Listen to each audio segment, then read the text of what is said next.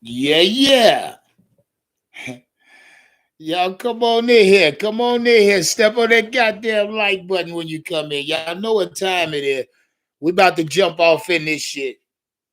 I don't know what the fuck going on. Look like my little jump off a little blurred or some shit. I don't know what the fuck going on. Yeah, we clear now. How y'all feel? Nigga voice a little hoarse. Been a long goddamn day yesterday. I thought I'd bring y'all early live. Y'all come on in here. Bill Mack, come on in, baby. Come on in. I'm going to set this zone. We got a lot to talk about after week one. You see the title. Is Baker Mayfield clutch or is he not? To me, we going to get into this shit. But right now, we go set the vibe. Y'all come on in the house. Step on that like button when you come in. You already know what time it is. Try and get this shit together. It was a long one, man. It was a motherfucking long one. You know what I mean? And that's just saying the least. That's just to say the motherfucking least. It was a long one. But yeah, you know what time it is, man. We'll definitely talk about it. Hey, shout out. Y'all come on in this motherfucker, man. Come on in here. We got a lot to damn talk about. Bring your ass in. Bring your ass in. I'm about to set the vibe. Shout out to everybody pulling up. Kenny Gregory, Terrence Tate, Ed Lane, Nick Gaskins. Come on. Fins, what's popping? Hollywood. Y'all come on in the house. Come on in the house. Step on the like button. Bill Mack, I see you, baby. Lonzo. Yeah. We got some shit to talk about. Hey, it's Brown Bear. What's popping? What's popping is Brown Bear. Hey, you Brown fans, you bitches I ain't letting you off the hook that easy. But just wait. Come on in the house. We're gonna get into it. Let's get into this vibe and let's jump it off. Y'all rock with it, nigga. Let's get off in this shit. Uno más. Uno más, uno más. The fuck going on with this shit? Y'all give me one. I'm trying to get this shit together. It's been a long motherfucking afternoon. Especially last night. That shit, just trying to sleep yesterday was kind of difficult. You know what I mean? The way we lost that game, but we definitely gonna get off in this shit. The way we lost is unjustifiable. It's unjustifiable how we lost that goddamn game. That really was no explanation for what we saw. What we saw, fucking pathetic, man. You talking about something fucking pathetic. What we actually saw, man, was just ridiculous. I mean, we gonna get into the quarterback play, we gonna get into coaching, we gonna get into all this shit. You know what I mean? We gonna get into all that shit. But let's set a vibe. Let's set a vibe. Fuck the dumb shit. Let's get off into a vibe real quick. I know y'all want to. I'd have run that shit back, but we ain't gonna do that. Yeah, matter of fact, yeah, the fuck we are. We gonna run that shit. Oh yeah, we gonna get off into the content. There, it's time to get off into the content. How y'all feel? How y'all feeling out this motherfucker? I just had to catch my vibe. Y'all know what time it is. Y'all know exactly what fucking time it is. Don't even play with me. I mean, see, I'm already, still a little, I could go either way right now. I mean, you say the wrong thing to me, I could, potentially pop my fucking top, but that's needless to say. How y'all fucking feel after going through what we went through yesterday? You know what I mean? We go get into exactly how we lost, exactly what I saw. You know what I mean? But it was absolutely. It was actually absolutely just a lot. It was absolutely a lot. And that's just saying the least. It was a lot to stomach yesterday. You know what I mean? That we could get off. Now we'll start with the obvious. We'll start with what everybody want to talk about. You feel me? Let's just start with the fucking obvious. First off, I want to talk about the goddamn dog barking in the goddamn stadium. Now that was some shit that I really didn't like. I really didn't want to stomach. I mean, that dog barking in the fucking crowd in the stadium. Shout out to Big Cat. Shout out to Panthers Uncensored, because yesterday he alluded to that bullshit. He alluded to that. He actually asked the question. He asked the question, was it a lot of Browns fans in Charlotte? That's what he asked. And one of the motherfuckers, one of my constituents, said no. I'm out. He said, and I'm a quote. I'm actually in one of the busiest very popular parking lots. He's actually parked in one of the most popular parking lots in Charlotte. Is what he said. That's what the fuck he said. Whatever that means. That's what he said.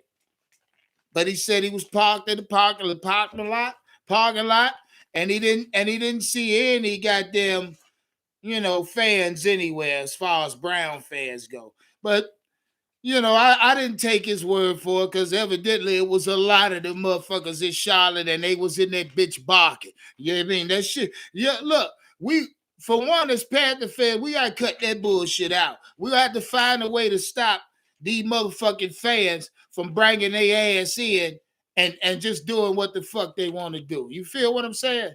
We gotta stop this shit. We gotta stop this shit. Give me 1 second. I'm actually searching for a very, very important note here. You know what I mean? I had it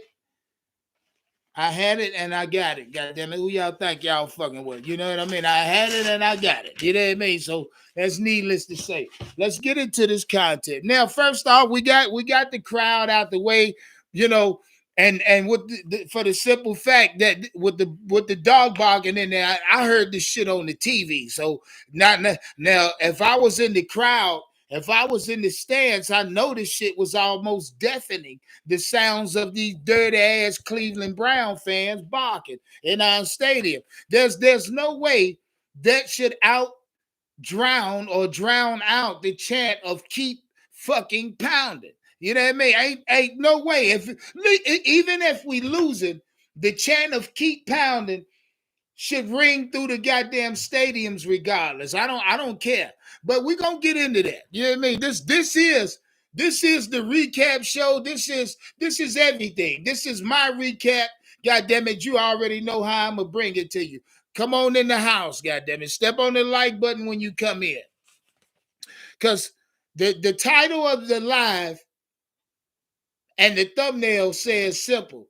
Baker is clutch, and I'm here to break it down to you today. I took the day off. I ain't got nothing but time. This gonna be a long one today. We're gonna break this bitch down.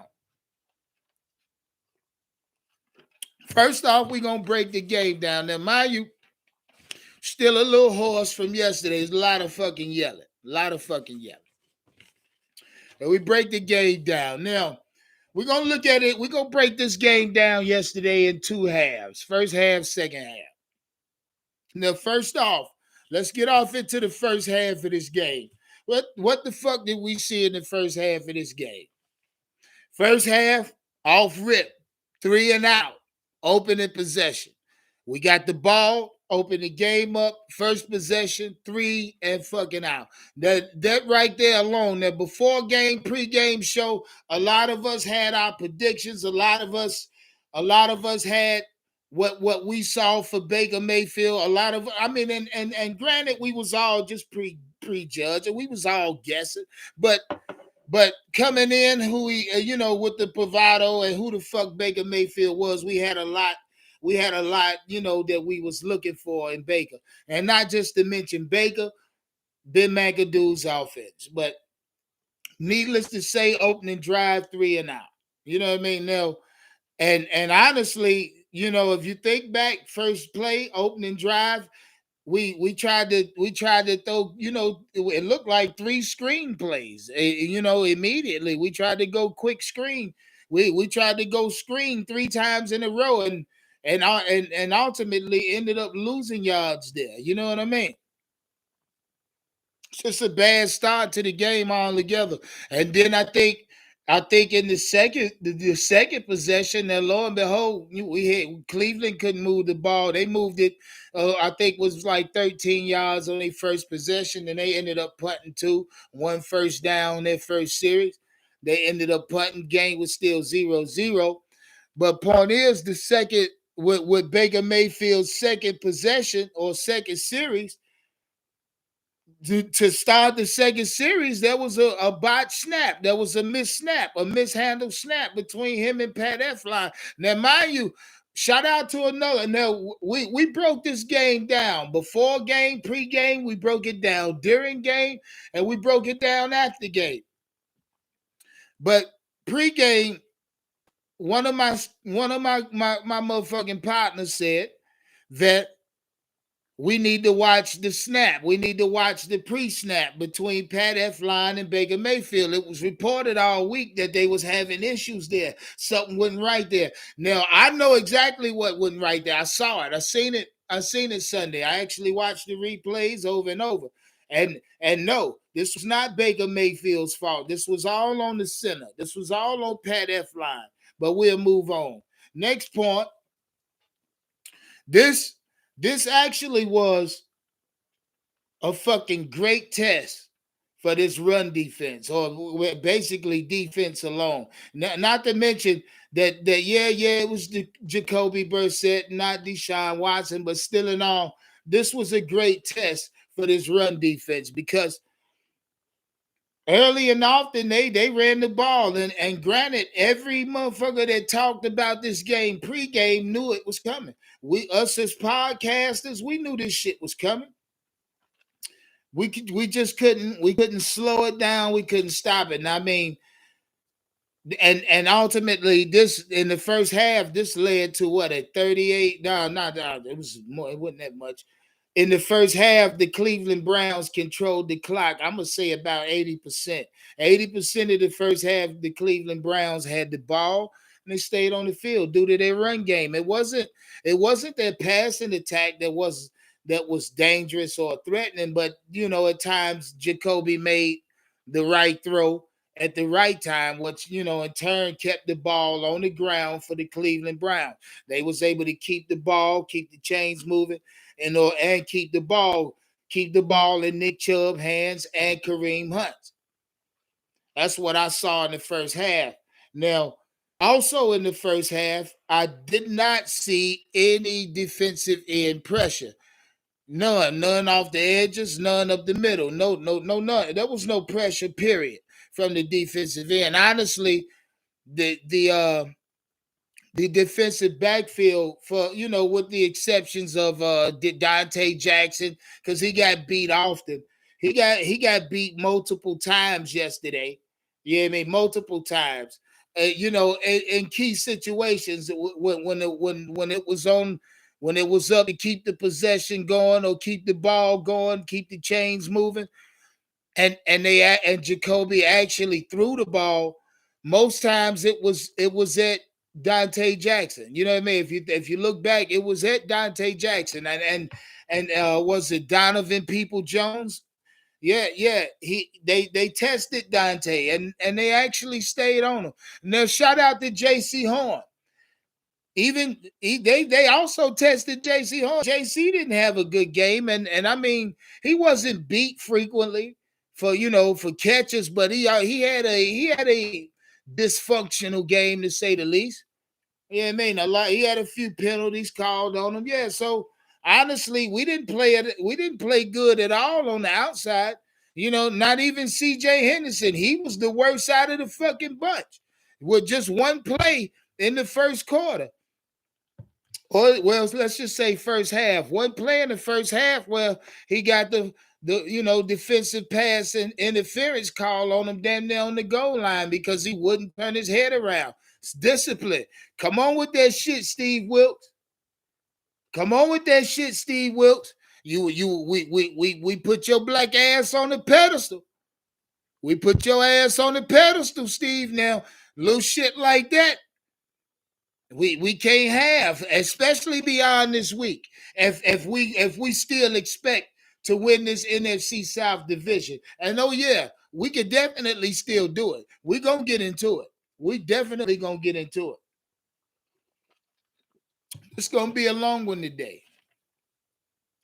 And like I said, that running attack for Cleveland was definitely a fucking great test for this Carolina Panthers defense. Actually, if you ask a lot of people, and I ain't gonna call no names, but if you ask a lot of people, they'll have this run game or this running attack was gonna do this to this run defense, and it made this run defense look exactly how it was supposed to look. And if you ask me, I can't argue with those. I can't argue with those people that say that shit there. I can't.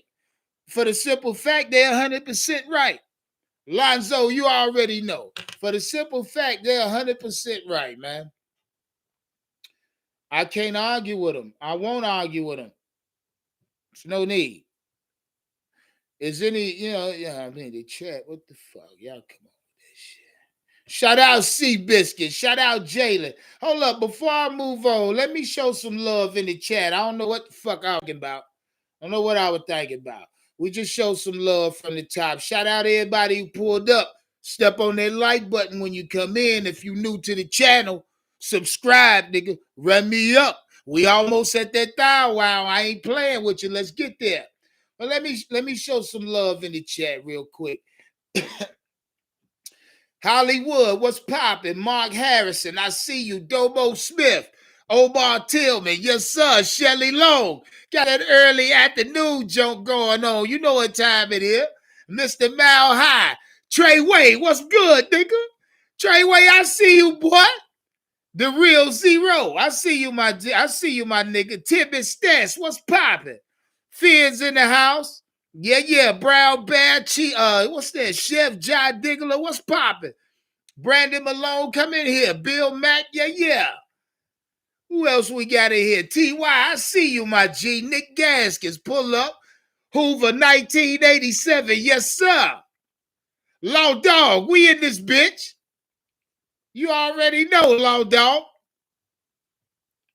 D Cash, Robert Lindsay, Marcos Cash, come on in here.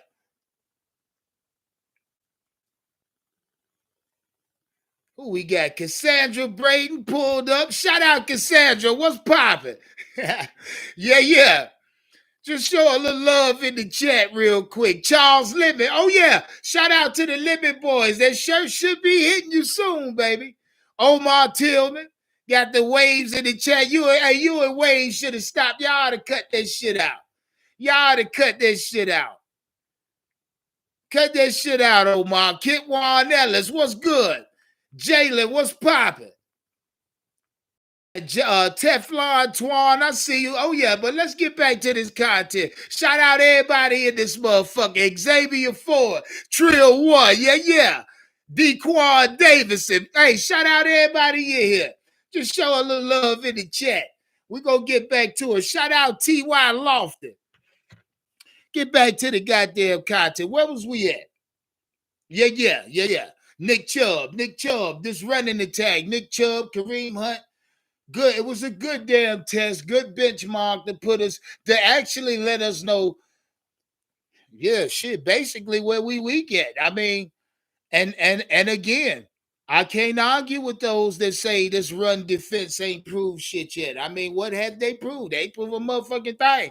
But for the simple fact we can give up 100 plus on the ground and a couple touchdowns and we couldn't stop that. So that actually put us behind in the clock and in clock control. So yeah, that was actually a good showing. I mean, it wasn't we saw an elite running back yesterday. Shout out to Nick Chubb. Shout out to Kareem Hunt. Nick Chubb is elite. He made some elite moves yesterday at the running back position. You know what I mean? And while we on running backs, while we there, let's just transition to our team. Christian McCaffrey, fucking Chuba Huber, Dante Foreman. Let's talk about that. They're goddamn it supposed to be three-head monster. A lot of us, You know, and see, yesterday, this Carolina Panther team couldn't run the ball. I don't give a fuck what you say. You argue with me all you want to. This Carolina Panther team could not run the ball. I mean, and I heard a lot of people in the Discord. Shout out to everybody that was in the Discord yesterday. A lot of people were bitching. Yeah, why the fuck they ain't passing the ball? Why Christian ain't touching the ball? But in fact, in the first half, I think he had about 2 or 3 running attempts. You know what I mean? Maybe a couple screen plays out the back. In fact, you know what I mean? He did not touch the ball enough. Shot it, and that's a fact. But I would like to say when they attempted to run Christian in the first half, there was nothing there. He didn't give us nothing. What, 2 yards a clip? I think his first yard, he was stopped in the backfield. He didn't give us nothing.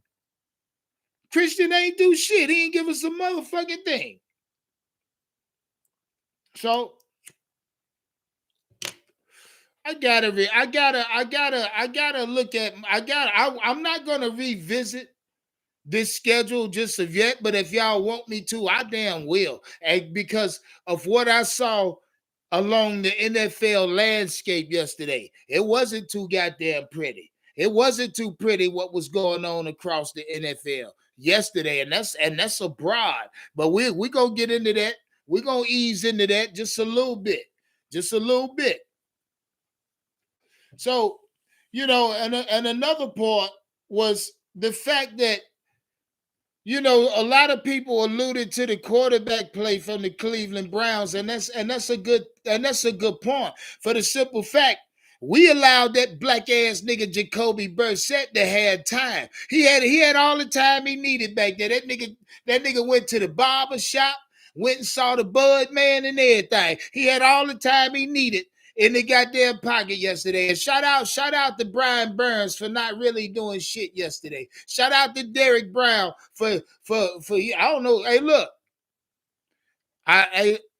these niggas are gonna have to step up and prove they goddamn self. Cause look, somebody from the squad yesterday alluded to the fact we got Saquon coming. We gonna see Saquon next week, and that nigga look just as fast and agile as he always had.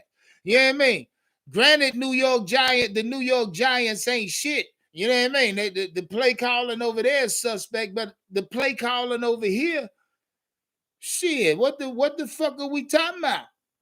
So, but somebody alluded to Saquon next week, but would Jacoby Brissett having the amount of time that he had yesterday, we didn't apply the pressure we could have or should have on Jacoby yesterday.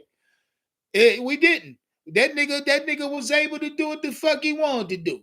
Call it back there on the cell phone, calling bitches and shit. You know what time it is. That nigga, he enjoyed himself yesterday.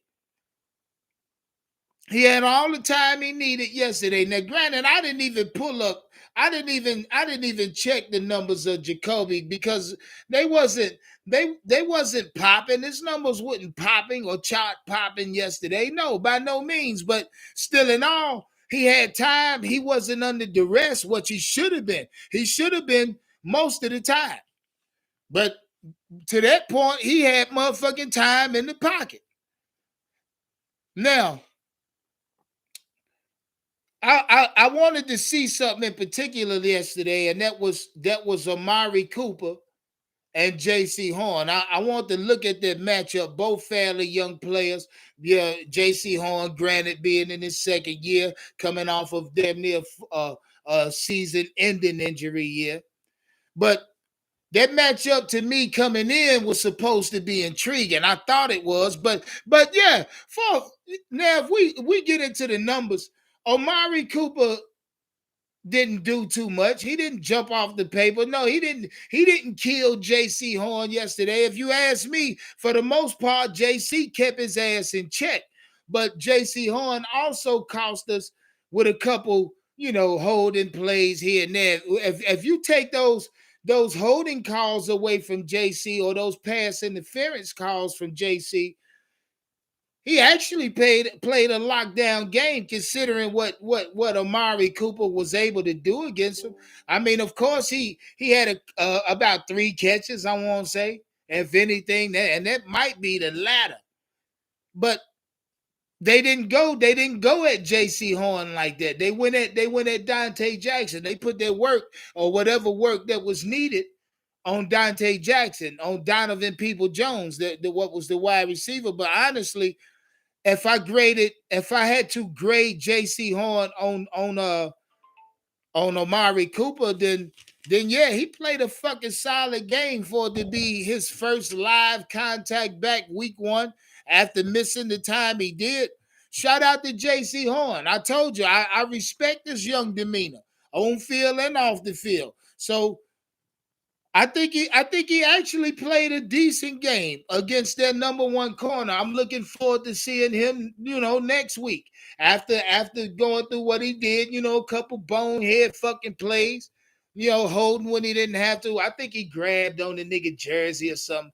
Yeah, I mean, but Amari Cooper's fast. He is a great route runner, to say the least. So that was a good test week 1 for J.C. Horn, and I honestly think he passed it. Dante Jackson, not so goddamn much. C.J. Henderson, hell no. You know what I mean? Hell no. On anybody slot receiver, if the nigga's fast and can catch, J.C. Horn, we might need to re-strategize at that slot corner, guys. At that slot cornerback position, we might need to goddamn re-strategize a little bit. Because I'm not so comfortable with C.J. Henderson there. Me personally, hell no. And I know y'all ain't. He got, just with that shit alone, what I saw alone yesterday, and he was actually beat multiple times yesterday. Not just for the pass interference shit, but he didn't look too good at all yesterday. So come on with that shit, Steve Wilkes. Your black ass was it? You was advertised as a prime steak, nigga. Don't disappoint me, Steve. Don't disappoint me, Wilkes. You know better. Your ass was highly advertised. The relationship, how you got these little niggas playing, no bullshit.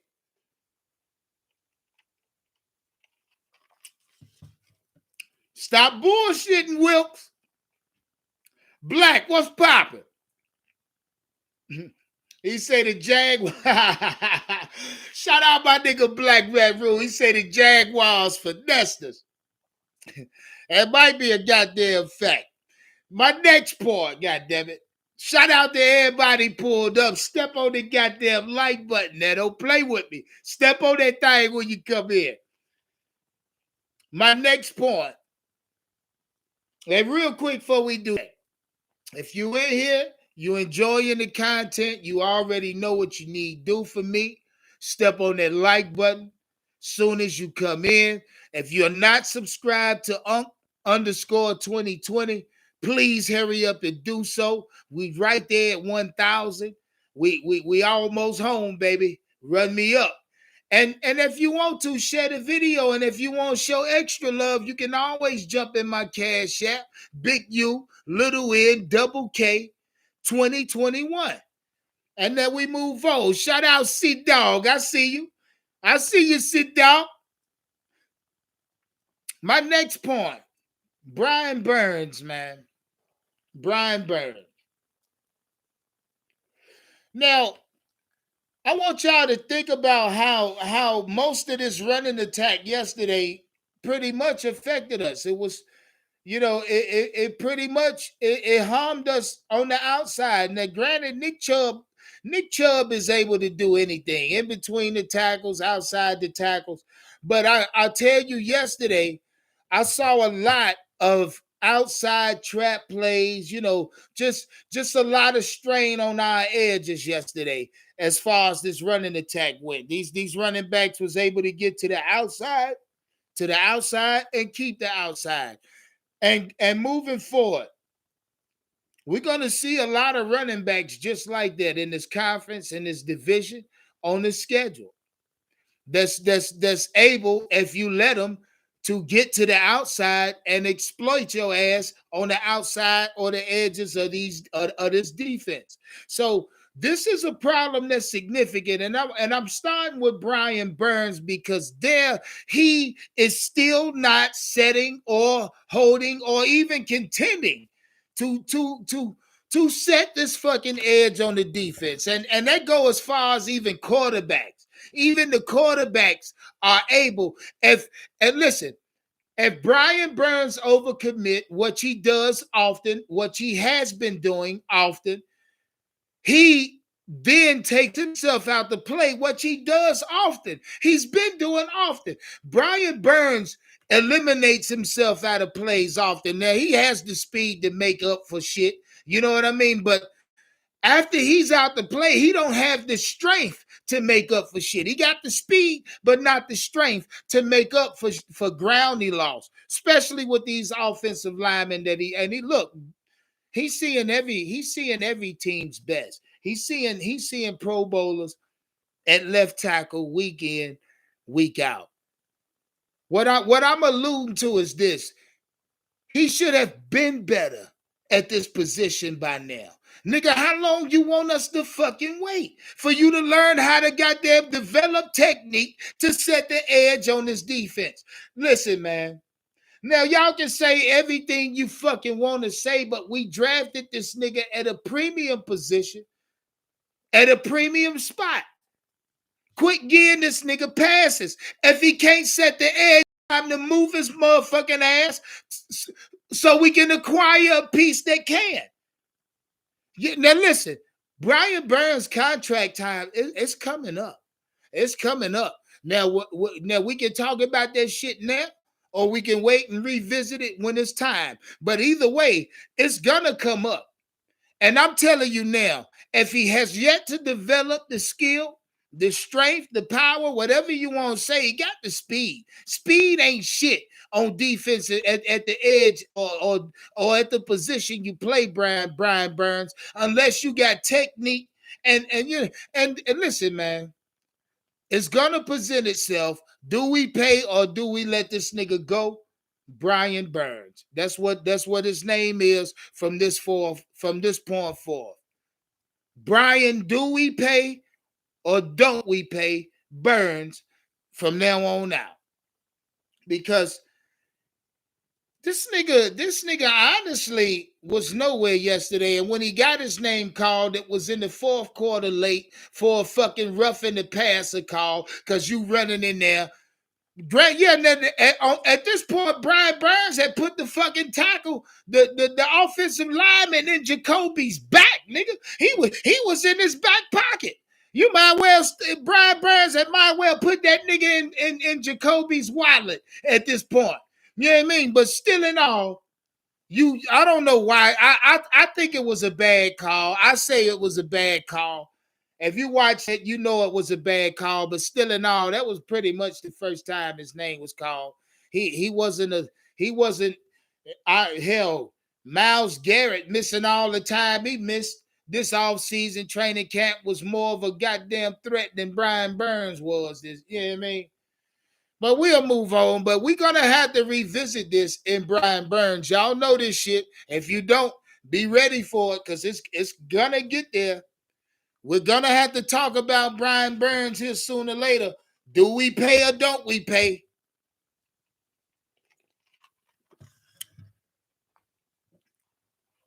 Brian, you say Burns for Raekwon. Raekwon actually was disruptive yesterday. Somebody tell me to relax.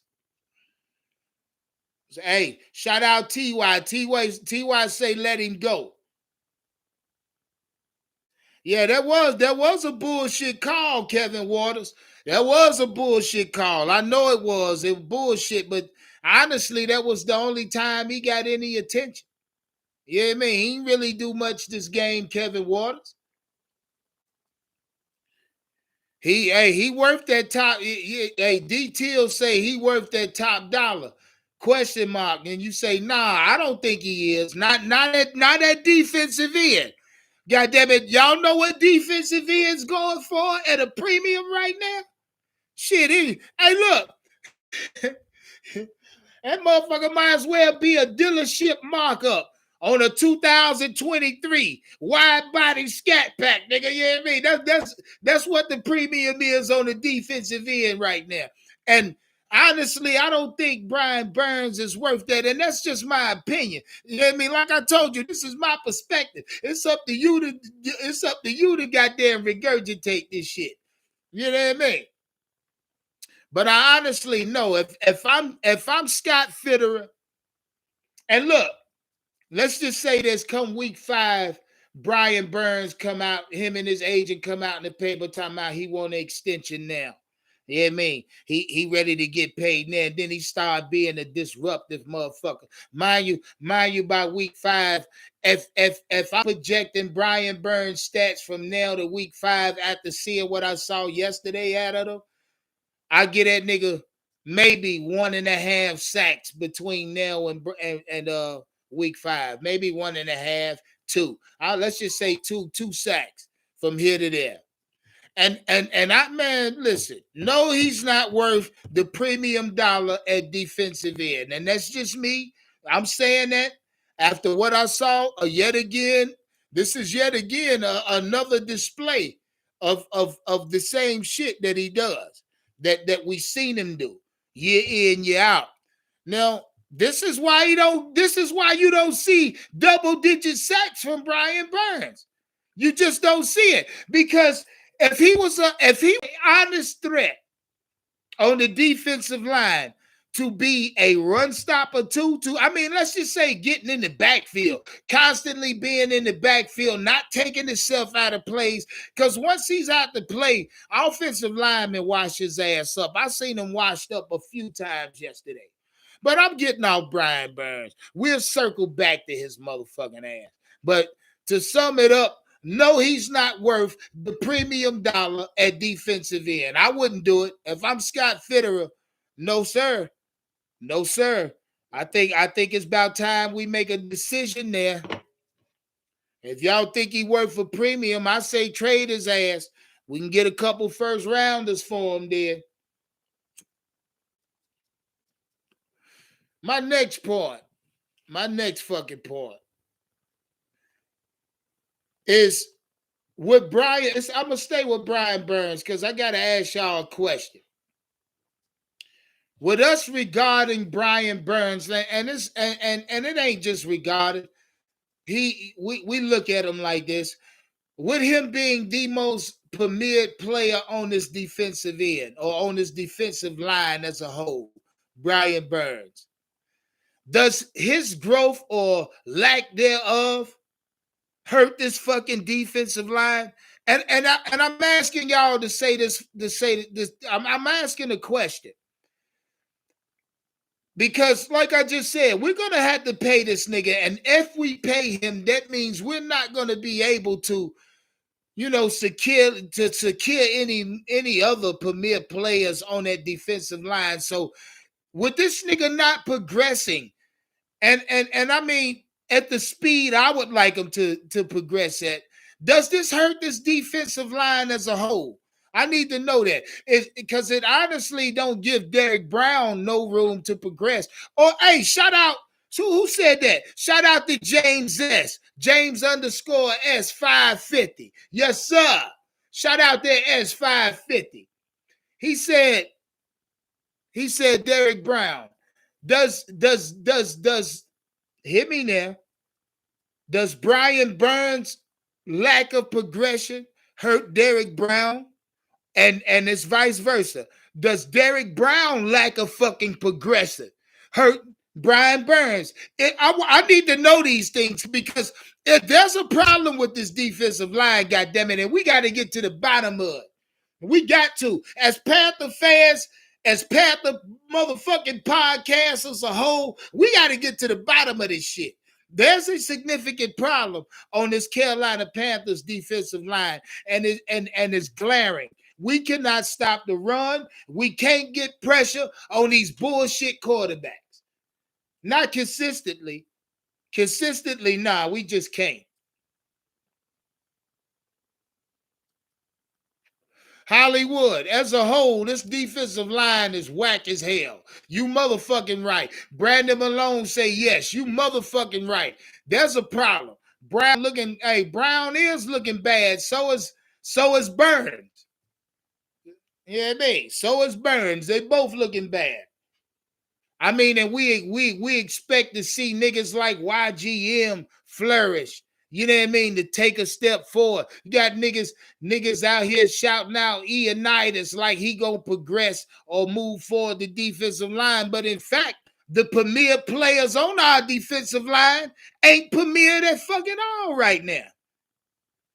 I'm just saying that to say the least. I'm just saying that to say the least, goddammit. I told y'all we got a lot to talk about. We got a lot to talk about, and we're going to talk about it.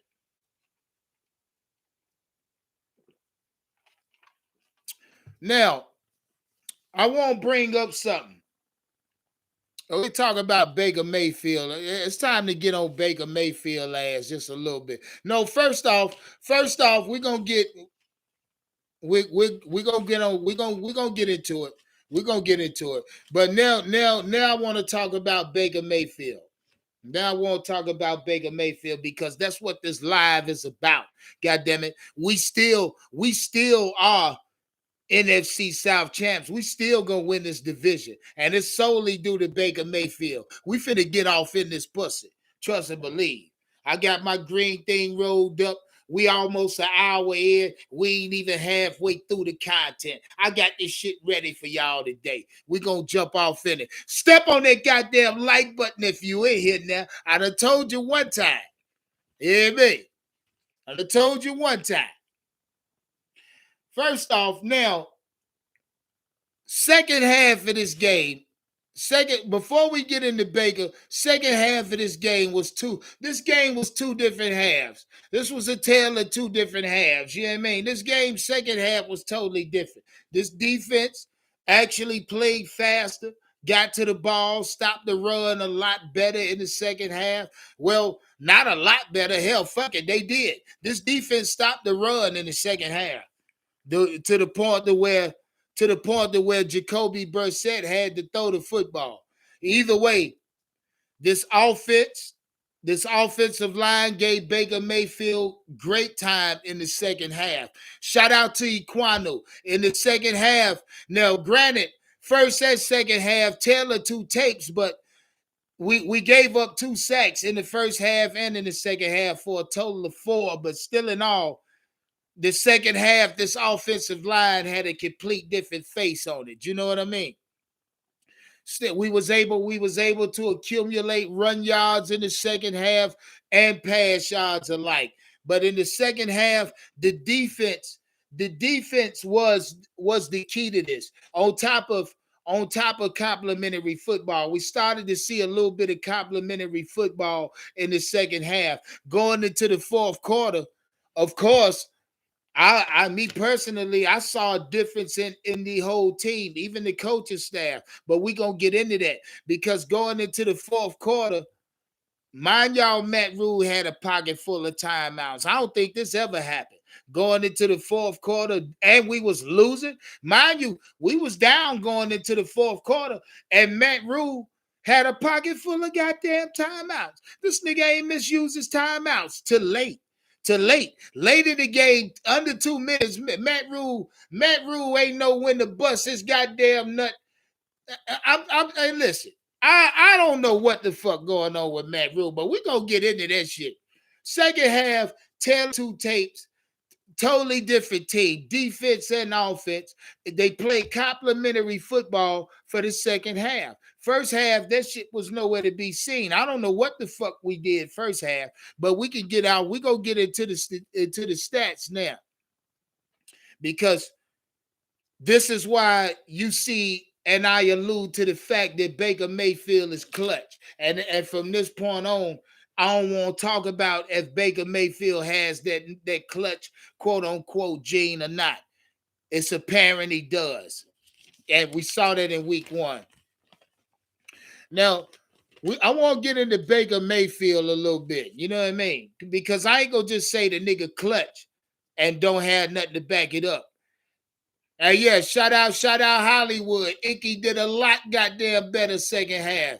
He did a lot better second half. Shout out Kent Duncan Jr. You goddamn right. He got hey, shout out S550. I got that nigga on my fantasy too. Nigga popped off yesterday. You know what I mean? I'm gonna play him this Sunday against the Panthers. And that's only due to fantasy reason alone. They ain't gonna stop that nigga from getting 75 and one at least a touchdown on the field. So Saquon good 20 points either way. You know what I mean? So I'm gonna play him fantasy. You know what I mean? But let's get into Baker Mayfield for a second. Can we do that? Let's get into Baker Mayfield and why the fuck why the fuck the Carolina Panthers and why Baker Mayfield will lead us to a division championship this year. Because I saw two Baker Mayfields yesterday, right?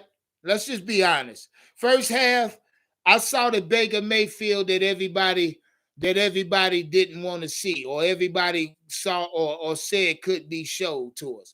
And then honestly, I thought Baker Mayfield emotions was getting the best of him. I honestly felt like, you know, Ben McAdoo and Matt Rhule didn't put him in a good position neither. You know what I mean? At all. Neither did the left side of this line. Shout out Equanu. Shout out Icky. This offensive line really didn't give Baker Mayfield no time to throw the football at all. Really, no, that he really didn't get time to go through his progressions at all. You know what I mean? He was sacked twice in the first half alone.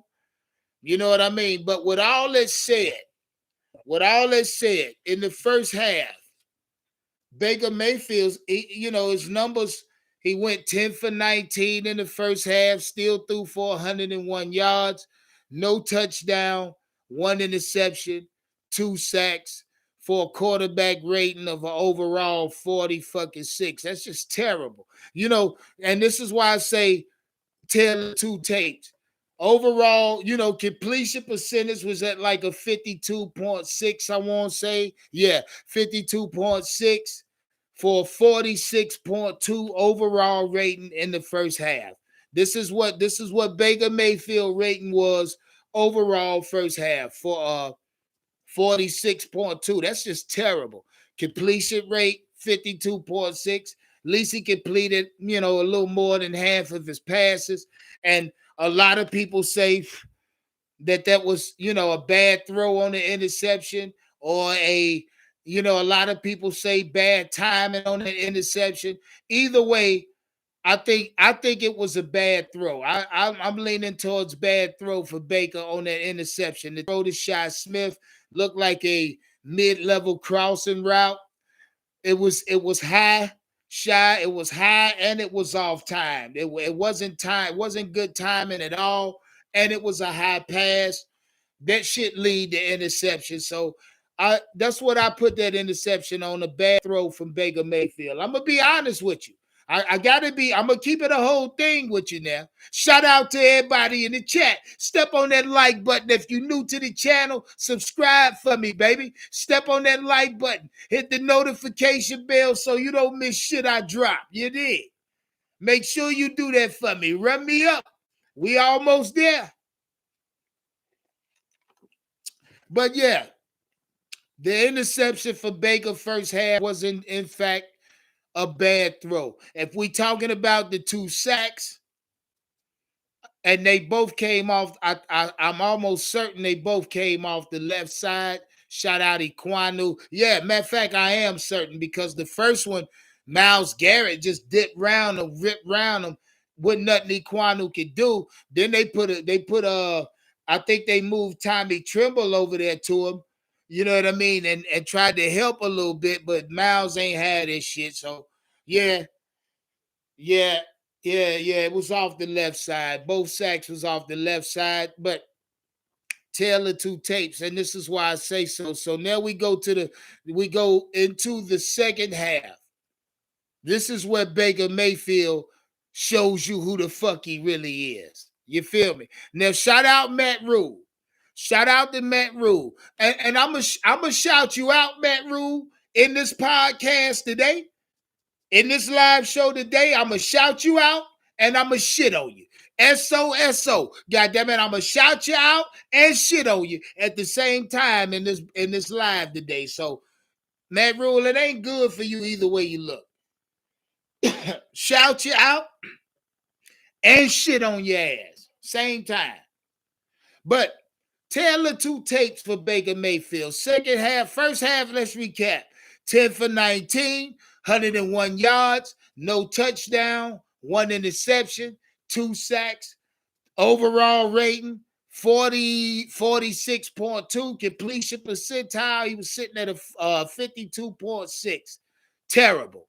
Second half, 6 for 8, 134 yards, 75% completion rate.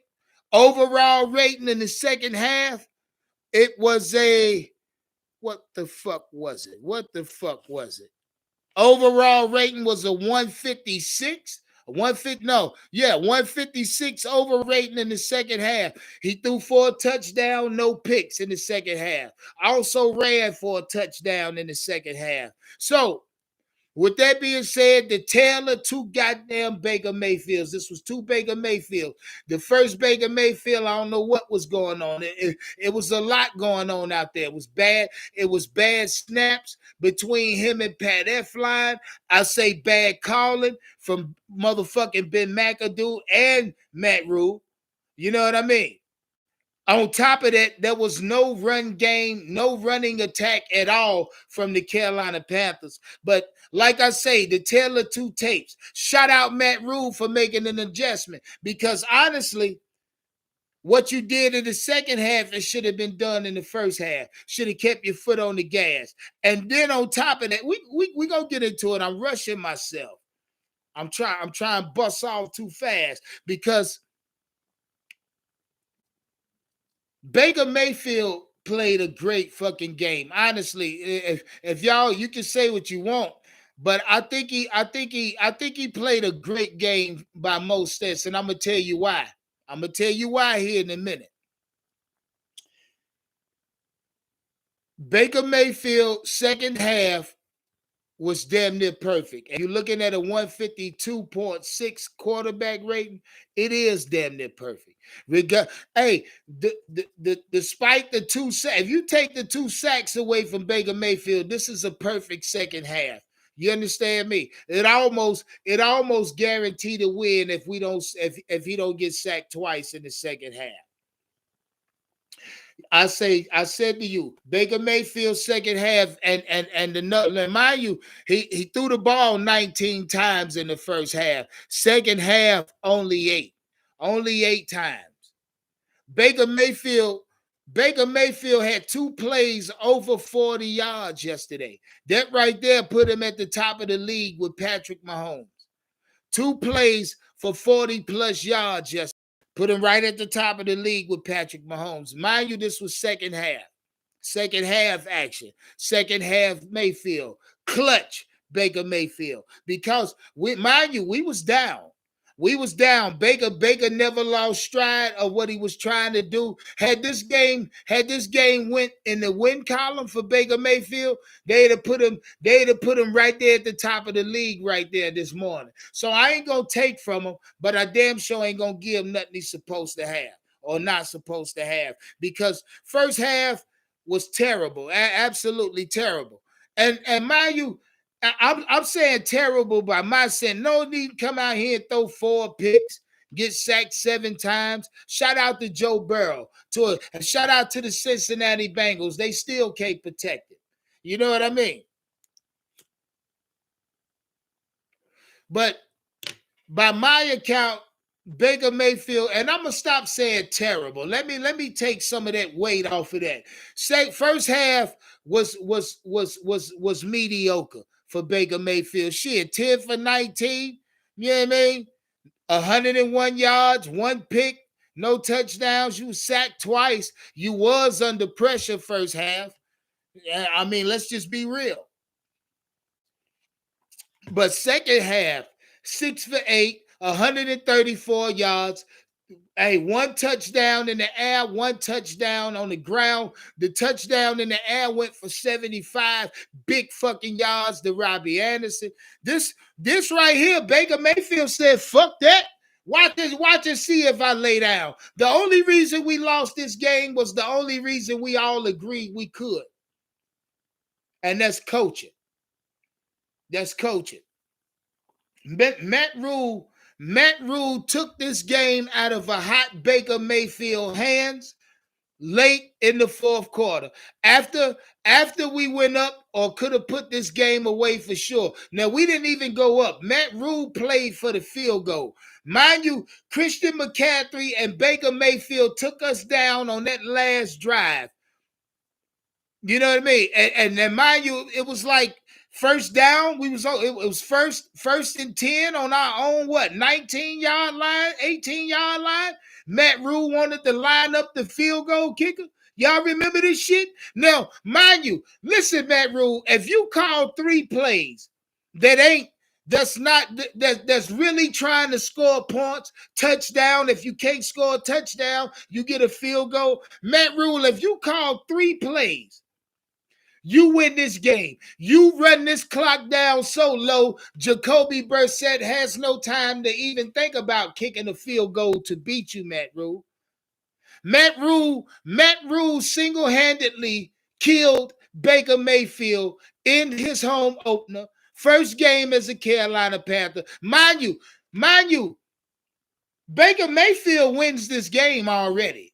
Baker Mayfield wins this game. Mind you, the fucking roughing the passer on Brian Burns, and then you turn around and get a pass interference on J.C. Horn. None of this happens if Matt Rhule doesn't play for a fucking field goal. Mind you, if Matt Rhule had a killer instinct at head coach, Now, I'm not saying we go down and score a touchdown and go up by 5 points here, but there's an opportunity because Baker Mayfield is scorching hot at this time, coming off of a deep bomb, coming off of a fucking scrambling touchdown. Baker hot. Carolina, the Bank of America doing flips right, goddamn. It's flipping like dope on the stove right now. You feel me? The Bank of America jumping. Look, at this point, the Discord jumping. Every Panther fan across America doing flips right now. You feel me? But Matt Rhule at this point say, okay, calm down. We're going to line up this field goal kicker, a new field goal kicker at this, in Eddie Perino. Shout out Eddie Perino for hitting the kick. Because like I say, now, listen, if this ain't Vegas, and a point spread calling the game, I don't know what the fuck is. I don't know what the fuck is. Matt Rhule single-handedly shoots yet again. Look, Baker Mayfield hot. At this time, Baker Mayfield, listen to me, nigga. Shout out Baker Mayfield. If you watching, you listen to me. From this point forth, don't let Matt Rhule take a fucking game out your hands when you could have. This is a game-winning drive for you, Baker Mayfield. Honestly, you could have put these pussies away. And on top of that, ran the clock down to around what? Well, it could have ran the clock down to around 33 seconds. And this is before we kicked them the ball. You could have run, Matt Rhule, you could have run this clock down about 33 seconds, leaving Cleveland no timeouts. But I tell you, man, but Matt Rhule chose to line up a new kicker coming off an injury. But lo and behold, it works, but it didn't. It backfired in this big ass Rice Krispie treat face. That nigga got a Rice Krispie treat head, goddammit. That shit blew up in your motherfucking face, Matt Rhule. And yet again, you got us losing another motherfucking season and open. I told you, I'm going to shout your stinking ass out and shit on you at the same time. You might be the dumbest head coach in NFL history, Matt Rhule. I ain't going to let you escape that title. I mean, what coach knows his starting quarterback is scorching? Now, this ain't no playoff game, Matt Rhule. This week one. You at home. You do what the fuck you got to do to win it. or at least attempt or try to win. This nigga, at this point, you can't leave no quarterback time on the clock if it's Matt Rhule. If it's Matt Rhule, you bet damn not. But we're going to move on from that. Like I say, Baker Mayfield, in my eyes, clutch fucking quarterback, tail of two tapes. And I'm going to get into this. The reason I say he's clutch, the reason I say the NFC South division is still ours. Now, something has to happen at head coaching in order for us to achieve this. You know what I mean? Other than that, I'm just fucking talking. Now, granted, we sitting at the bottom of the division after week 1. You know what I mean? The Atlanta Falcons look better than we did yesterday. They put up more points, so point wise, they sit ahead of us in the standings. You know what I mean? They lost at home, we lost at home, so you didn't go to points for and points allowed. You know what I mean? They allowed more points, but they scored more points, so it's just some dumb shit. On top of that, I wanna talk about these quarterbacks in this division and the teams in this division and why Baker Mayfield single-handedly can still win this damn division. Why the Carolina Panthers right now after week 1 does not we don't have a reason to panic. Not just yet. We can still win this division. And I'm finna tell you how, and I'm finna tell you why. Because I took a look at every quarterback in this division after week 1. And mind you, I was able to do that because every quarterback and every team in this division, week 1 game is in the books. The Tampa Bay Buccaneers, Tom Brady, the New Orleans Saints, Jameis Winston. Shout out to the legend. Shout out Till. I see you. You just in time, nigga. You just in time. Because I took a look at you motherfuckers yesterday, Till. I did. I took a look at Tampa Bay, and I also took a look at the Atlanta Falcons. We'll start with the bottom of the division right now, and that's the Atlanta Falcons. We ain't got to talk about the Panthers just yet. We're gonna talk about the Atlanta Falcons, Mariota, Kyle Pitts, and your nigga Cordell Patterson.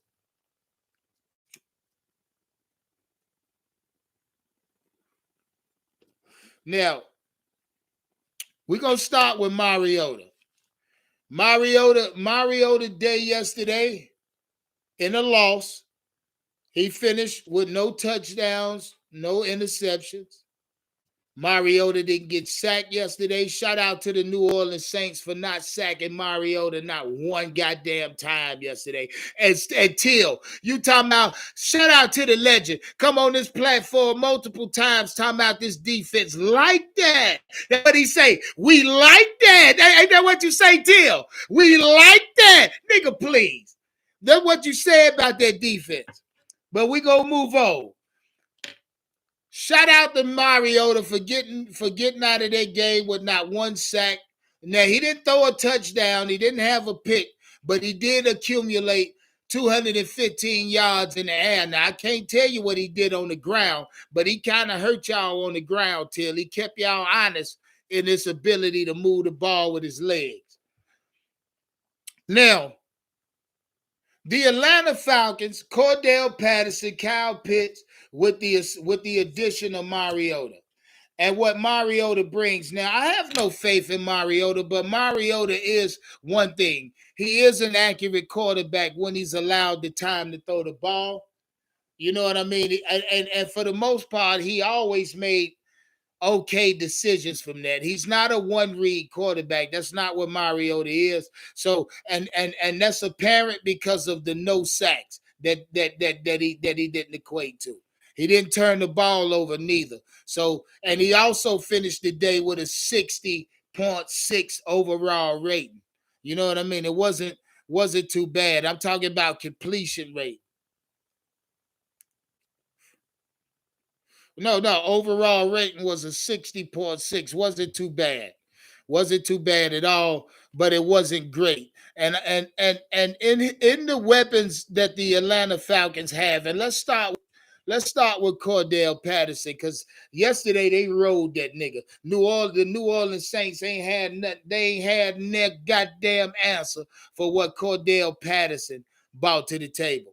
Now, if I'm and it looks to me that Cordell Patterson is the Atlanta Falcons starting running back. So if this is his true position now, then nah, he don't scare me, but he does pose a threat to this Carolina Panthers defense. And I'm talking about run defense. But as far as their passing attack in Atlanta, I don't think they really have one. They was able to accumulate over 300 plus yards as total offense on the New Orleans Saints. And shout out to the legend. He say they defense is like that. He say they like that. Yeah, they are. They like that, nigga. They like that. They like getting their ass ran up, their motherfucking ass. That's what they like. They like that anal shit. They like that anal. You know what I mean? That's what they like. Now, we'll move on. We'll go on to the two teams sitting at the top of the division, the two teams that won yesterday. We'll talk about the Tampa Bay Bucks first and Tom Brady. For the most part, Tom Brady and this offense they didn't look like like they was a well-oiled machine. I ain't gonna sit here and lie to you. Tom Brady was sacked twice. Now 2 sacks, and he was hit multiple times. Mind you, Tom Brady was hit multiple times. He got rid of the ball. He was not very accurate yesterday, but granted, Tom Brady doesn't want to take too much punishment this year, and that's understandable. But with the absence of his motherfucking offensive line and that protection, Tom Brady, you go take punishment this year across the board, nigga. Yesterday was a light day. Tom Brady. It's gonna heat up, especially as y'all get into the division. Shout out to the legend. They play the Tampa Bay Bucks Sunday. They're going to beat up on Brady just a little bit. And now that game gets real interesting, and I'm going to tell you why in a second. Tom Brady finished the day with 1 touchdown, 1 interception, sacked twice, threw for 212 yards, finished with a 66.7 overall rating. So for the most part, Tom Brady sacked and was high. He wasn't too accurate yesterday. You know what I mean? He looked under duress, to say the least. So if this is going to be the case for the Tampa Bay Buccaneers, now a lot of people talk about the weapons that Tom Brady got as far as pass catches go, but Mike Evans looked old yesterday. The Tampa Bay Buccaneers is an old football team. By average age in the league now, they old as hell, especially with Tom Brady on there. They might be the oldest goddamn team by average age, but the Tampa Bay Buccaneers, now mind you, this is week 1. They look like it was almost week 12 or something. They look like they were about out of gas already. So shout out to the Tampa Bay Buccaneers for being F9. They might be the oldest team in the league. I'll do my research later. You hear me? They might be. Shout out Russ in the chat. Say Panthers ain't punishing Brady. They might just. I ain't gonna say the Panthers are. Don't make me come. I ain't saying that. I got to see my defense get better. I got to see this defensive line. They got to play with a different. What word am I looking for? My vocabulary's vast. I got many. What word am I looking for? They got to. Fuck it. They got to change the temperature of what they play of what they playing at. Goddamn it, they got to heat the fuck up. They got to get disgruntled more. You know what I mean? More shit got to piss this defensive line off. They got to, just for the simple fact they on the field, they need to be pissed off. You know what I mean? We don't play with an attitude on that defensive line. Now, yeah, granted, that comes with the player, with the players we got on the line. We don't have an attitude there. Now back to the content. Like I say, Tom Brady finished yesterday, 1 touchdown, 1 interceptions, along with 2 sacks. He went for 212 yards, finished with a 66.7 overall rating. You know, by Tom Brady account, that's terrible. That's bad. That's a bad day for Tom Brady. Now we might well get, and like I say, if I'm looking at Tom Brady's weapons, that team is looking old. They looking up there in age, to say the least, on both sides of the ball, offense and defense. Now, yeah, they still got players on the defense, but that team as a whole is aged. They aged, goddammit. And right, like I told you, yesterday being week 1, the season is too fresh for them to look too worn. If that's letting you know how I feel about the Tampa Bay Bucks. And overall, like I told you, this was my second to third team at the top of this conference. I'm going to revisit power ranking later on today. Be looking for live number 2 later on today. We're going to talk NFC power rankings yet again after week 1, because I saw some very interesting things in the NFC yesterday. Very fucking interesting. Week 1, to say the least. Now we get into the New Orleans Saints. The fucking New Orleans Saints. Now we get there. Shout out to the legend. To the legend, this one for you, nigga. Hey, S550 say Fournette's a dog. You right. You right, but he looked up there in age. If you watched that game yesterday, Fournette was good for 2 plays a series, damn near. I mean, that Leonard wears the fuck down. If I gotta worry about Leonard's battery, nigga, you gonna be putting he got a goddamn Family Dollar battery in this back, nigga. He wears down pretty fast. You know, there's tiers in batteries. He one of the bottom tiers in batteries. That nigga wears down fast, and I ain't gonna front. But now we get into the New Orleans Saints, and we talking about quarterbacks. Jameis Winston finished yesterday with what do you have? 2 touchdowns, 1 interception. Was it two? Was it 2 picks? I forget. To the legend, how many interceptions did Jameis Winston have yesterday? I know he had 2 touchdowns, finished with 269 yards. How many interceptions did he throw? Oh, he didn't have none. Shout out to the legend. I did have a nothing in his space. So he went for 2 touchdowns, no picks, sacked 4 times. Now, Jameis Winston's sacks look worse out of all. Shout out to the legend. If I'm talking about that offensive line y'all got, I don't know, Till. I know you was cussing like a motherfucker yesterday, boy. Jameis Winston, whether or not he holding the ball too long, going through his progressions too long, Till. Let's talk about it. You want to talk about it? Let's talk about it.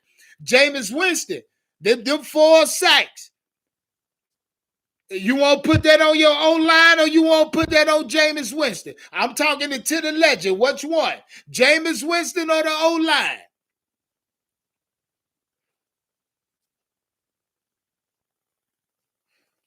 Talk to me, Till. He say online played bad. Okay, Till. Keep your black ass right there. Keep your black ass right there. Not only did your O-line play bad, your defensive line played bad. Them corners you be talking about, that middle, that linebacking core you talk. Hell, your defense look worse than ours, nigga. That defense look worse than ours. Y'all was trailing, boy, all to the legend. Now, shout out to the legend. Now, that could be, like I say, the tale of 2 tapes when it came to the New Orleans Saints.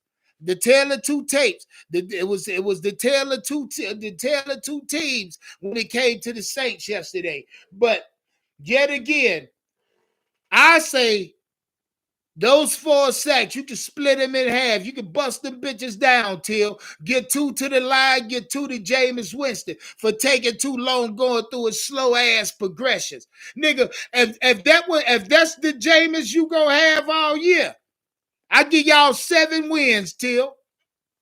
I'll give y'all 7 wins. But as of yesterday, Till, as of week 1, Jameis Winston overall is best quarterback in this division. I ain't gonna take from him, Till, but I damn sure ain't gonna give him shit. I damn sure ain't gonna give him shit, Till.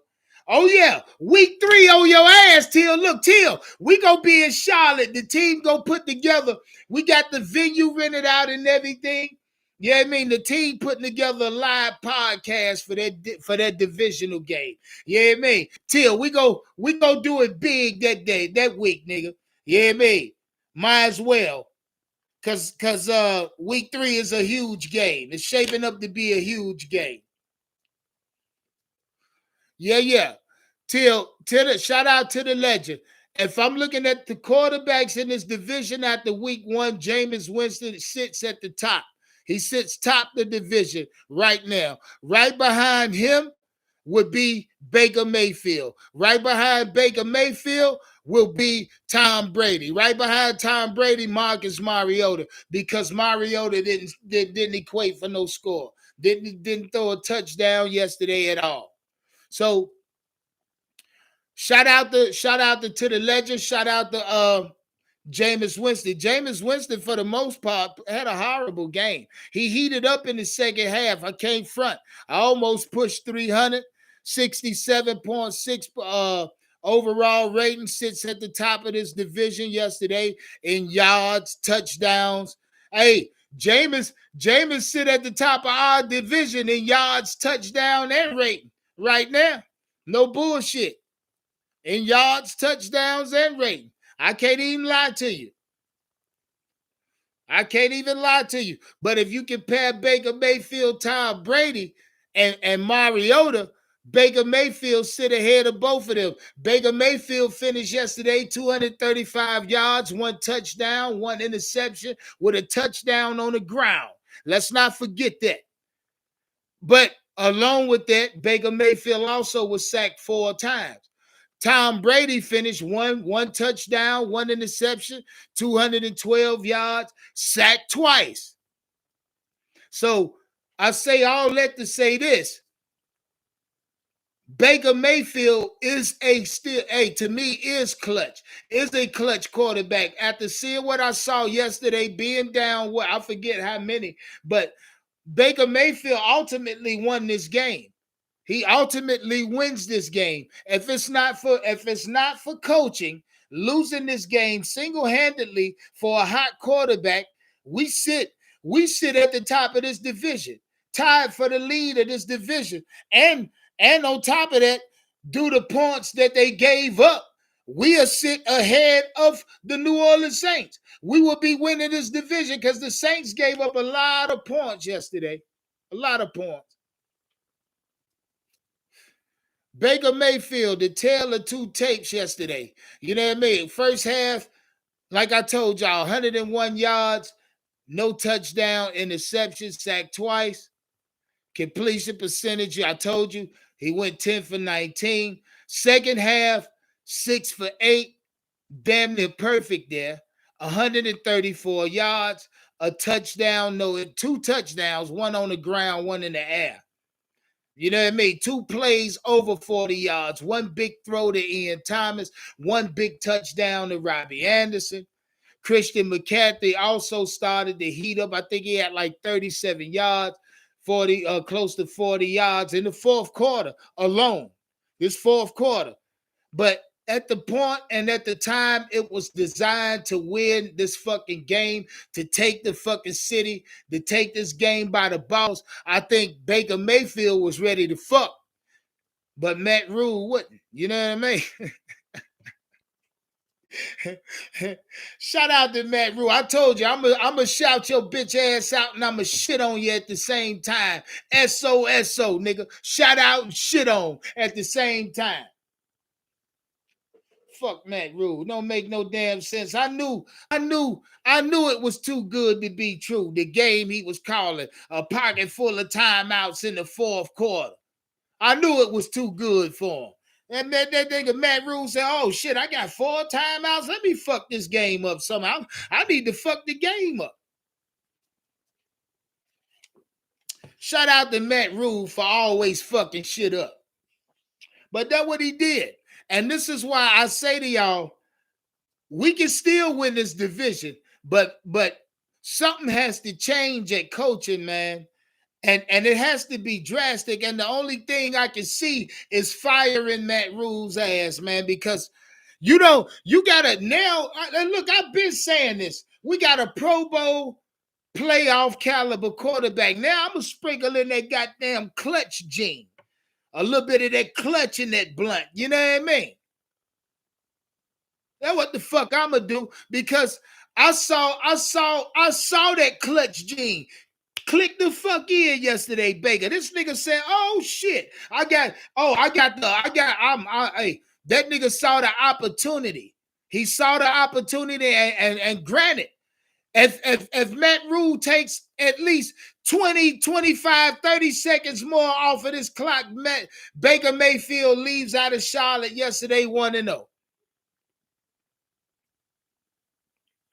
We get a home win at home after a while that we ain't done in the season opener in a while. We get that home win that's been eluding us for the last, I don't know how many years. But if Matt Rhule keeps his foot on the gas instead of tries to line up a fucking kicker that we ain't seen kick yet, this nigga put the game in Perino's hand. That's what he did. He took it out of a hot Baker Mayfield, a clutch gene Baker Mayfield. He took it out of his hands. That's what he did. He even took the ball out of Christian's hands. He made Christian McCaffrey play safe. Every time Baker turned around and handed off, Christian lined up and laid down. Clock kept rolling. Cleveland Stefanski held on to his timeouts a little bit. He's saying to his staff, he pointed at Matt Rhule like, this motherfucker's crazy as hell. This motherfucker's stupid. He said, that motherfucker's stupid. Watch it. And then I think third down, Stefanski called the timeout. And started clocking it with like 120, 121 on the clock. That's what he did.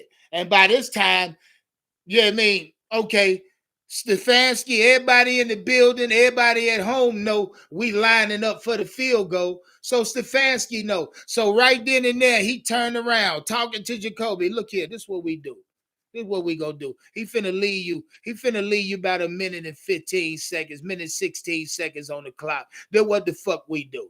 And then we help him. We give them, we leave the opportunity there for error. You know what I mean? In a fucking Brian Burns bullshit roughing call. And then in a JC Horn blatant pass interference call. So Matt Rhule ultimately shoots this team yesterday. He shot this team in the fucking back of the head. That's what he did. Told us to turn around and hand him something. Soon we turn around, he rocked us. That's what the fuck he did. We ultimately as a whole agreed on this. The only way we could have lost this game yesterday, it was going to be coaching. And in fact, it was. Now, granted, first half, I think Baker Mayfield, this team can account for about three botch snaps, and not one was turned over. So the ball went our way there. We had the plus there. And on top of that, niggas talk so much shit about the Cleveland Browns knowing every tendency of Baker Mayfield, know this, know that. He only threw for one interception. Shout out to Kendall the GOAT. Betted me that we would throw a pick six. Shout out to Big Cat. Betted me that we would throw that pick six. Baker ain't throw a pick six. In fact, he threw one bad pass that went for an interception. Yeah, that's granted. If you look at it across the league week one, how many elite quarterbacks threw an interception yesterday? How many elite quarterbacks threw an interception this week one? Multiple picks to say that. How many? I can't even count on two hands, my feet, and my balls, nigga. You know what I mean? Multiple quarterbacks through interceptions, multiple to say the least, multiple interceptions. And shit, hell, if you want to go deeper, how many quarterbacks threw multiple pick sixes this week? If not one, multiple. You feel me? It wasn't Baker, goddammit. If anything, the 4 sacks stood out more than me. And we all saw exactly where the leak was coming from. And that was the left side of this line. The left side of this line was snitching like hell. Put it like that. That motherfucker was snitching like a sumbit.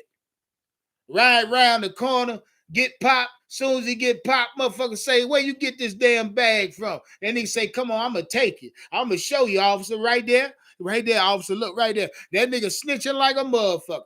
The offensive line was snitching like a bitch on the left side yesterday. That's what happened. We had a significant leak on this offensive line, and I can equated to 4 sacks. You know what I mean? And we saw we can see where it came from. I saw where it came from. So, yeah, Equanu. Now, granted, second half, we 2 sacks in the first half, 2 sacks in the second half, but second half, Equanu actually played a way better game. It was the tale of two tapes for Equanu. It was. Honestly, he played a better game. He gave Baker Mayfield. Now, mind you, here's the prime example of Equanu getting better as the game waned and into the second half. On that one play, and I advise all y'all to go back and look at it.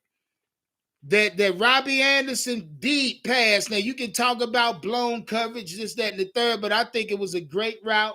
And shout out to Baker Mayfield for having the cannon to get it there.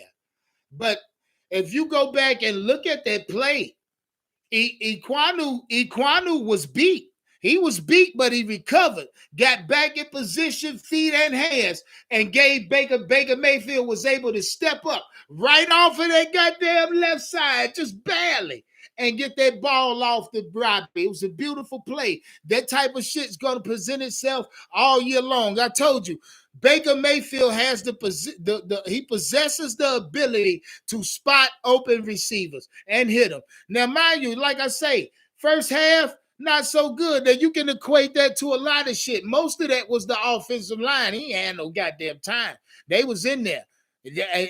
And granted, Myles Garrett came to play in the first half. He got loose. Equanu had to adjust to him. And he was able to.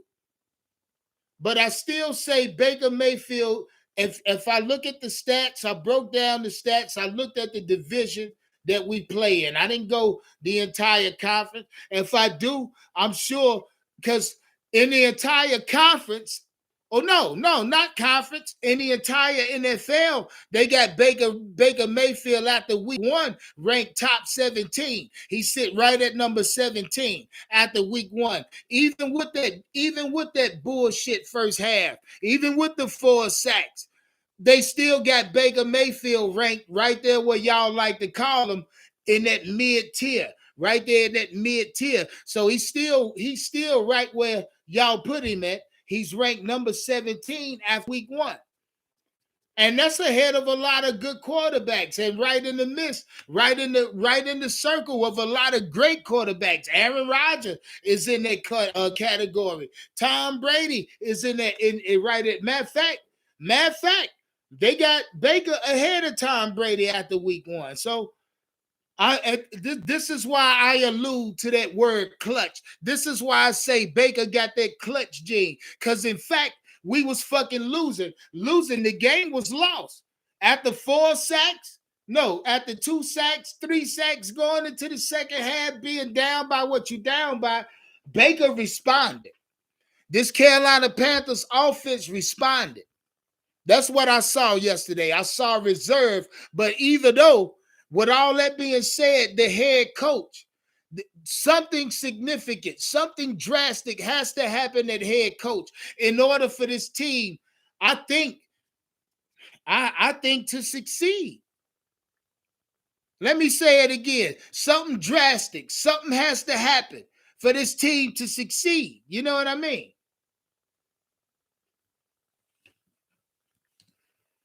That's what I feel like. I mean, and I know a lot of y'all sit there too. Look, if you're new to the channel and you enjoying the content, please step on that like button. If you're not subscribed, make sure you do that for me. Hit the notification bell so you don't miss shit I put out. And look, subscribe to the channel. Run me up, baby. I'm almost at that 1K. I'm trying to do that. I'm trying to do that ASAP. Vominos. How they? Yeah. Run me up, baby. Run me up. Shout out to everybody in here. I told you, ain't nobody gonna bring you the content how I fucking bring it to you. I mean, there's a lot of us out here everywhere. I'm talking about Carolina Panther podcasters, but they ain't gonna give you this shit how I give it to you. They can't. You know what I mean? So I'm going to do you like that. Shout out to everybody that's go pull up to the goddamn Panthers Uncensored meet and greet here week 3, Saturday. This is a Saturday event. Make sure you get there. If you need no criteria about it, email me. Email me or email Big Cat. You know what I mean? My email is in the description. Same thing as the channel, unk2020@gmail.com. Get at me so you can know how you can get your seat at this event. How you can get your seat at this live podcast we throwing. All food. Look, listen, at this event, there's gonna be food. You ain't gotta bring shit. Pull up, enjoy yourself. There will be soft drinks for you, sodas, waters. There will be. And after the live podcast event, this event gonna last for 4 hours. We're gonna run 4 hours long for this event. Podcast gonna be an hour and a half to 2 hours long, depending on what type of questions y'all got for us. We go give y'all the whole goddamn experience. I ain't gonna take it easy on them niggas there. Nah, hell nah. This gonna be a big game here, week 3. I suggest y'all pull up. So, hey, location will be dropped here Friday. I think Friday of next week, sometime in the afternoon. So if you do not have your ticket, and the only way to get your ticket is by emailing. No, first off, you got to Cash App either me or Big Cat. You Cash App Big Cat $50. If you want your fucking that, we gonna cap this event off because we don't want it to get to a certain level, nor do we want certain things, taking place. We're gonna cap this event off at about 50 people. So if you wanted the lucky 50 people to get there, or one of the aggressive 50 people to make it to the live podcast at this event, it will be indoors. You will be served food. You will be served drinks. But there is an after hour event hosted by me, hosted by my wife. God damn it! And in order for you to be involved in this after hour event, this VIP event, this will cost you $100 flat. But with this $100, it also allows you a seat in the 50 room. You will be there for the live podcast. You will get your City Life t-shirt. You will get it. There's certain things in this package for the VIPs, but there's a cap on the VIP. Now, after talking to my constituents, my wife, she say, raise the level to 15.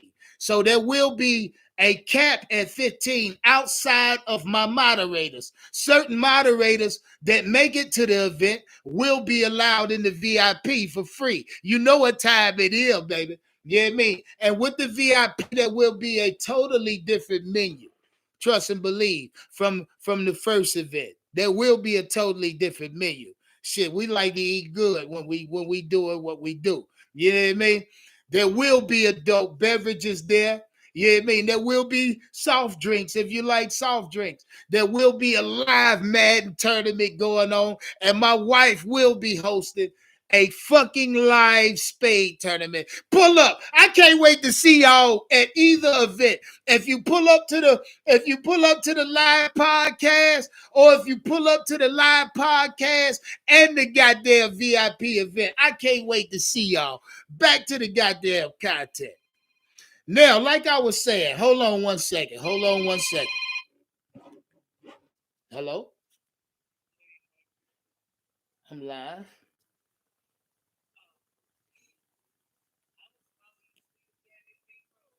Yeah, come on. I got one. You can twist it when you get it. I'm sitting in the. All right, come on. Bye. But back to the content. Like I say, if y'all are interested in this event, we're sorry. I'm not gonna apologize for the fact that we're charging for it, but because there's some things that we really want to cap this event at a certain number. You know what I mean? We really want to keep this event professional, especially the first event, the live podcast / meet and greet. You know what I mean? But when it comes to the VIP event, the VIP event will be very intimate. Intimate. It's gonna be very intimate in the setting. You know what I mean? Close quarters. We're gonna enjoy ourselves. You know what I mean? So I had to drop that plug on you. If you are interested in this event, there is a cutoff time, but we may extend it a little further, but it is the cutoff time previous is Friday night, 8 o'clock next Friday, or no, this Friday, 8 o'clock. Oh, hold on. Yeah, because we got week 3. I think it's next Friday. I'll clarify in my comments section. I apologize for that. But there will be a cutoff time. We're not going to run it up to the week of, because it's too much to plan for. I want to make sure everybody gets fed properly. I want to make sure everybody eats properly. And if you at the motherfucking VIP, I want to make sure everything proper for you and me. You dig? That's how I feel about that. Hold on. I'm getting something. Give me 1 second. Give me 1 second.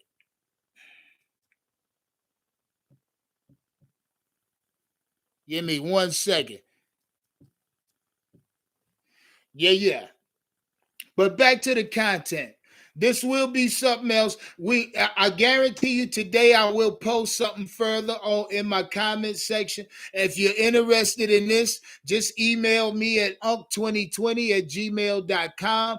I'll fill you in more. If you know how to email Big Cat at Panthers Uncensored, reach out to him. He'll fill you in. But either he or me can allow you in this event. We are the only two that can permit you into this event. Now you can reach out to Dub Q if you're close to Dub Q, but other than that, nobody else can grant you access to this event. I'm not gonna allow it. Neither will Big Cat. So, hey, shout out to everybody that hope to pull up and that will be there come week 3 in Charlotte. One love. I see y'all there. But no, hold up real quick before I get out this bitch.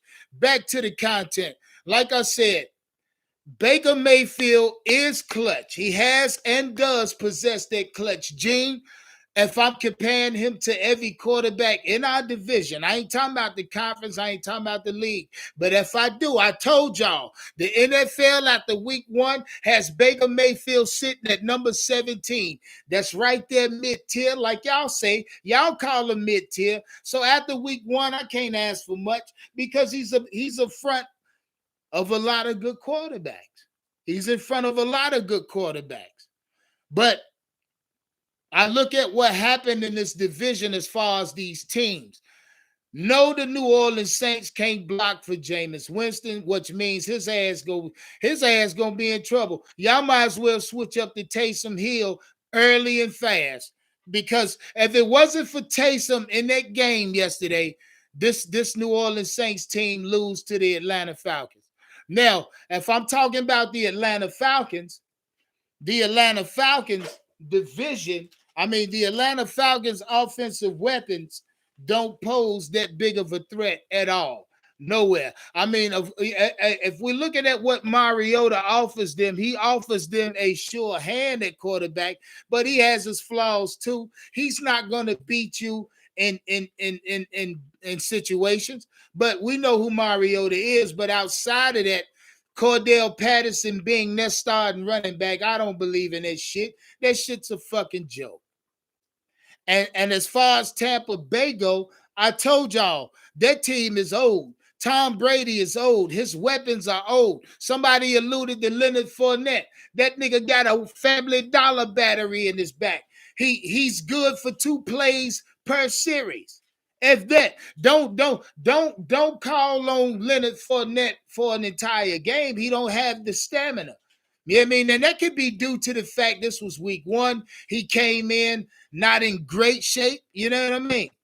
I've seen that multiple times from multiple running backs coming in early in the season, not being in good shape, so they look slow, out of gas. Shout out to AJ Dillon in Green Bay.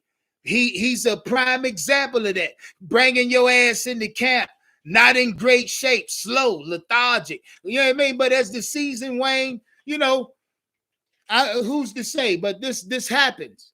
This happens. Shout out to everybody in the motherfucking chat. Step on that goddamn like button, baby. Hold on 1 second. Hello. Hello.